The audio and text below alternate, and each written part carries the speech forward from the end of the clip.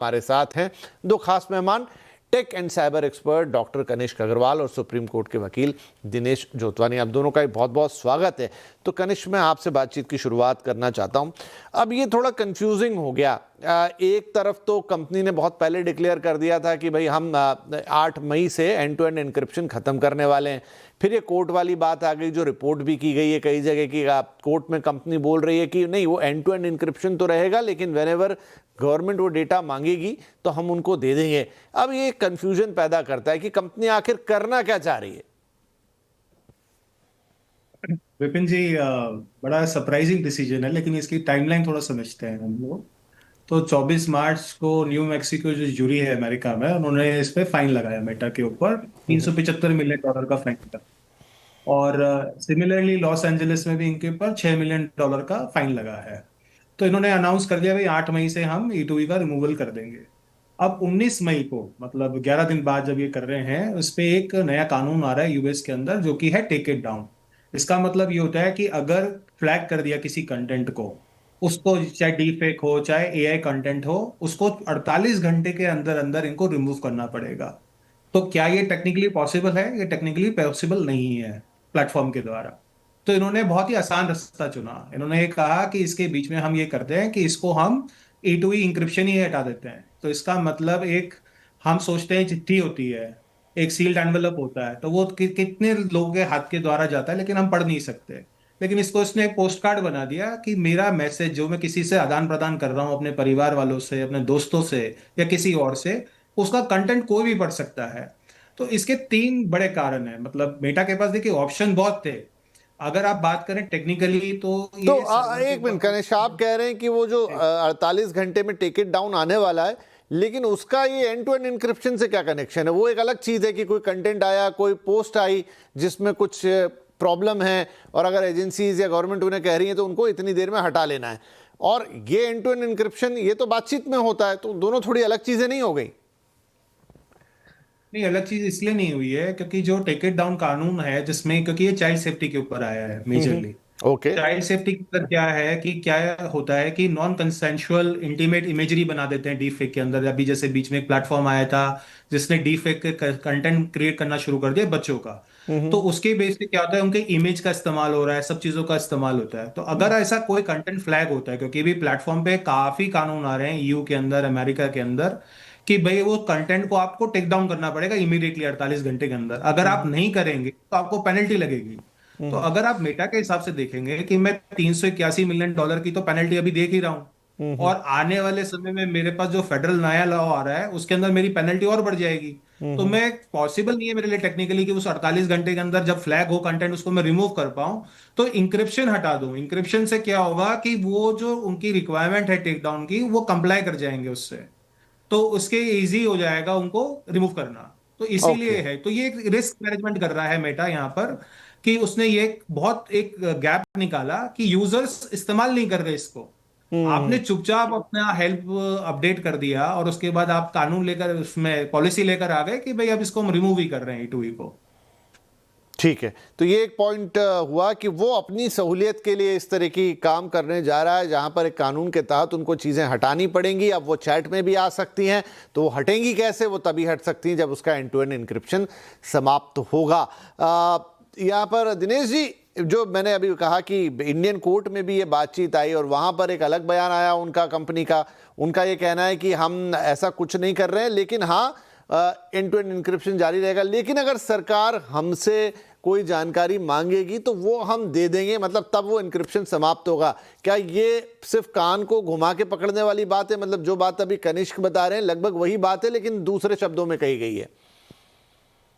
हाँ, ये एक रीजन है, जैसे डॉक्टर कनिष्क ने भी बताया कि एक रीजन इन्होंने दिया हमें कि अल्टीमेटली इनको ये लॉ इन्फोर्समेंट को देना ही है, और इजी हो जाएगा उनको लॉ इन्फोर्समेंट को डेटा देना, क्योंकि अब एंड टू एंड इंक्रिप्शन नहीं है।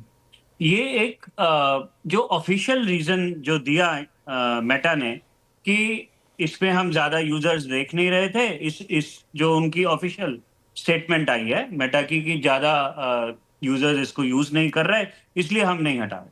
बट अल्टीमेटली मुझे क्या लगता है विपिन जी कि इसमें प्रॉफिट मोटिव भी है।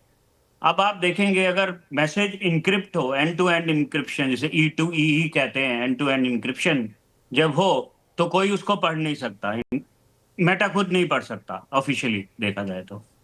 लेकिन जब वो मैसेजेस पढ़ने लगेगा बिटवीन, तो टारगेटेड एड्स भी दे सकता है। ये आपका डेटा बाहर थर्ड पार्टीज को दे सकता है और उनके ऐड ले सकता है। मैं आपको उदाहरण देता हूँ विपिन जी।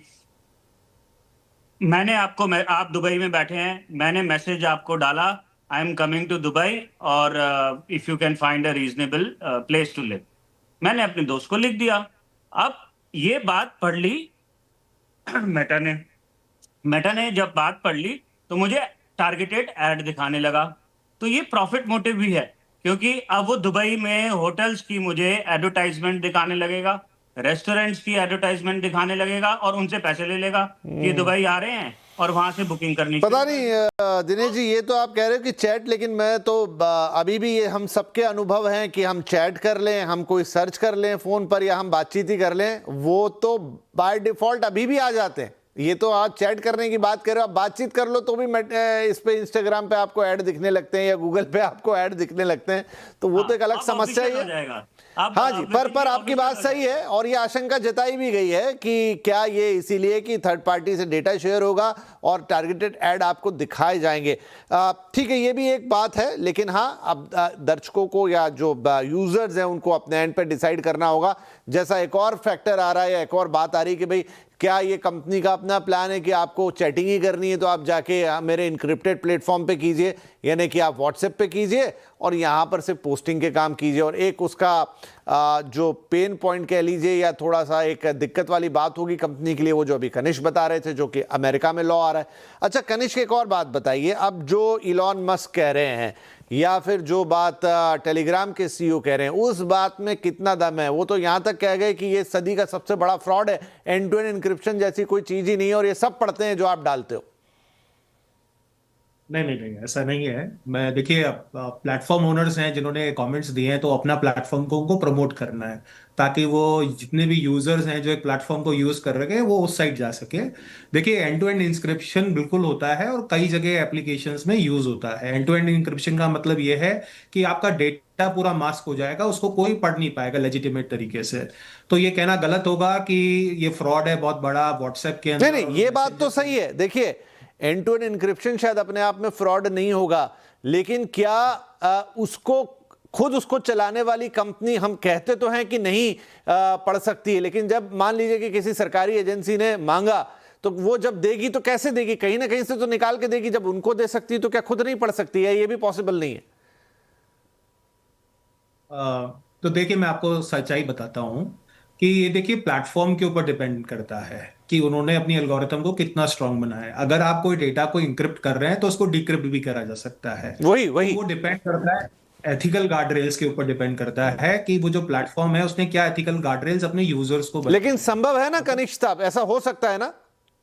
जी बिल्कुल ऐसा हो सकता है। यही इंपॉर्टेंट है। आप देखेंगे कि ईमेल्स हैं, एक्सचेंज हैं, जो साइबर क्राइम की यूनिट्स होती हैं गवर्नमेंट के अंदर, सब जगह वो डिक्रिप्शन ऑफ डेटा बिल्कुल आसानी से कर सकते हैं। तरीके हैं, पॉसिबल बिल्कुल क्यों नहीं है, टेक्निकली सब कुछ पॉसिबल है डिक्रिप्ट करना। बट एक्सेस देना जरूरी है कि डेटा कहाँ रिजाइड कर रहा है। अगर जैसे मैं इंडिया में एक्सेस कर रहा हूँ और इंडियन सरकार मांगे तो वो मना कर सकती है कि भाई डेटा मेरा यहाँ रिजाइड नहीं कर रहा, मेरा तो यूएस में है। तो फिर वो हाँ, वो एक अलग बात हो गई, लेकिन फिर भी ये जो दूसरे सीईओज या दूसरे जो राइवल्स हैं, अगर ये कोई एक बात कह रहे हैं तो बात आधी तो सच हो सकती है। ठीक है कि वो उनके मोटिव दूसरे होंगे, लेकिन ये संभव तो है कि चाहे तो कंपनी इस्तेमाल कर सकती है। छोटा ब्रेक यहां पर लेते हैं। ब्रेक के बाद अब जबकि ये इंक्रिप्शन खत्म हो जाएगा तो आपके लिए कितना सेफ रहेगा? अगर आप ये मान के चल रहे हो कि यहां तो मेरी चैट काफी सेफ रहती थी और नहीं है तो कोई फर्क ही नहीं पड़ता, और एंड टू एंड इंक्रिप्शन के ऊपर जितने सवाल उड़ गए, जैसा अभी कनिष्क ने कहा, थोड़ी और बातचीत कर लेंगे कि भाई उसे भी आप कितना सेफ मानते हो, या आज सेफ है पर क्या कल भी वो सेफ रहेगा? है तो किसी सर्वर पर ही ना। एक छोटा सा ब्रेक के बाद बातचीत जारी रखेंगे।